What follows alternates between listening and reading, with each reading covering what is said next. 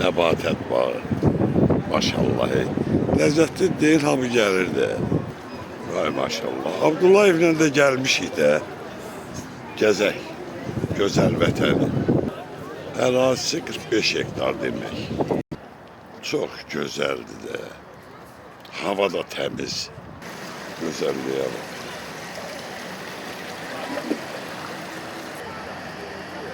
Yasemen de iyilədik.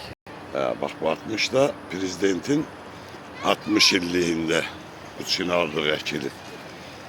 Allah Ali Başkomandanın kürəyində dursun.